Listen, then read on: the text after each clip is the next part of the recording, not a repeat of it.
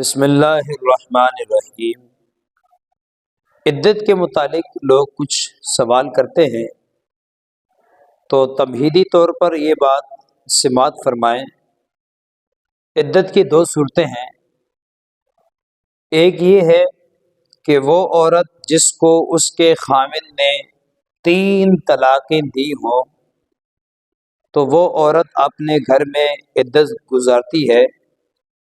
اس کے لیے شرعی اعتبار سے حکم یہ ہے کہ اگر وہ حاملہ نہیں ہے، اس کے پیٹ میں اگر بچہ نہیں ہے، تو پھر 3 ماہواریاں 3 حیض اس کو عدت گزارنی ہوگی، اور اگر اس کے پیٹ میں بچہ ہے، وہ حاملہ ہے، تو بچے کی پیدائش پر اس کی عدت ختم ہو جاتی ہے۔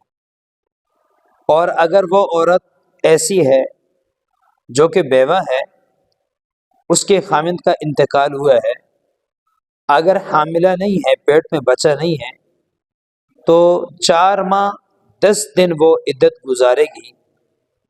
اور اگر وہ حاملہ ہے، اس کے پیٹ میں اگر بچہ ہے، تو پھر بچے کی پیدائش پر اس کی عدت ختم ہو جاتی ہے۔ جب تک بچہ پیدا نہیں ہوتا وہ عدت میں بیٹھی رہے گی۔ پہلی بات تو تمہیدی اعتبار سے یہ سماعت فرمائیں۔ دوسری بات، عدت کے اندر پابندیاں کیا کیا ہیں۔ عورت کے لیے دوران عدت چند کام ایسے ہیں جو کرنا شرعاً ناجائز ہیں، پابندیاں ہیں شریعت کے اعتبار سے۔ اس میں یہ ہے کہ عورت دوران عدت ایسا شوخ لباس استعمال نہیں کر سکتی جو رنگ برنگے ہوں اور اس سے زیب و زینت ظاہر ہوتی ہو۔ اس طرح کا لباس بیوہ عورت یا مطلقہ عورت عدت میں بیٹھ کر استعمال نہیں کر سکتی۔ اسی طرح سر کے بالوں میں تیل نہیں لگا سکتی۔ اگر بہت مجبوری ہے، سر میں درد ہے، تکلیف ہے، یا جوئیں پڑ گئی، خشکی ہو گئی، پھر اس صورت میں گنجائش ہے کہ وہ تیل استعمال کر سکتی ہے۔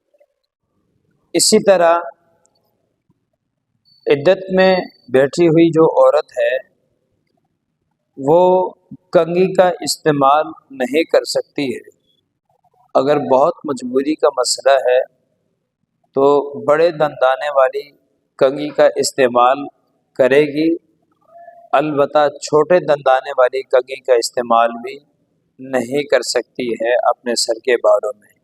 اور اس کے علاوہ دوران عدت سرمے کا استعمال عدت والی خاتون نہیں کر سکتی، کسی قسم کا زیور استعمال نہیں کر سکتی ہے۔ اب زیور میں کانوں کی بالیاں بھی ہیں، ناک کا نتنا بھی ہے، چوڑیاں بھی ہیں، اور کنگن بھی ہیں، پازیب بھی ہیں، ہار بھی ہے۔ تو زیورات میں کوئی چیز، انگوٹھی بھی اس میں شامل ہے، یہ تمام چیزیں دوران عدت نہیں پہن سکتی، استعمال نہیں کر سکتی ہے۔ اسی طرح دوران عدت عورت سرما بھی نہیں لگا سکتی، اور ناخن پالش کا استعمال نہیں کر سکتی ہے، سرخی پاؤڈر کا استعمال بھی نہیں کر سکتی ہے، چہرے کی کریم کا استعمال بھی نہیں کر سکتی ہے۔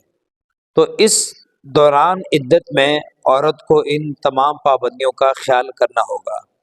اور اس کے ساتھ ساتھ یہ بات بھی ضروری ذہن میں رہے کہ دوران عدت عورت نہ خود کسی کو نکاح کا پیغام دے سکتی ہے، اور نہ کوئی اور آدمی اس کو پیغام نکاح دے سکتا ہے،